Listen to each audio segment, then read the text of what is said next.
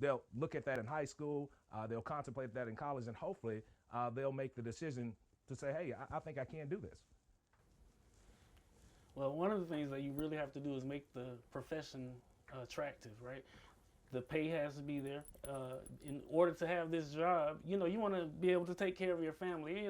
We're fortunate enough to have earned a few degrees and have been in the field long enough to see the salary increase. But as a new person going into it, you're competing with a lot of other fields that may even require less education, less commitment a lot of times as well. So this is one of those fields that it really does. I know we talked about work-life balance, but it does require a specific commitment that you have to have, and it's one of those things that you have to be passionate about as well.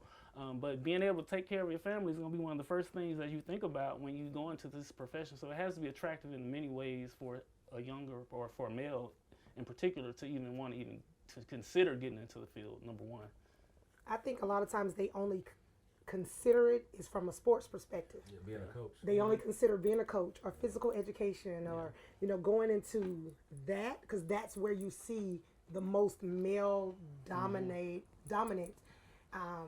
educators, right? Is in that space. So I think if you show them a social studies teacher, a career technical education teacher, someone maybe in IT, or if you start, film and television, if you start taking them. And then let's go back to the skills professions, right? I'm CTAE. So when you think about your skills, you used to have the automotive guy, your construction. You've taken a lot of those skills out of the schools, put them at technical colleges, and so you're removing their visual.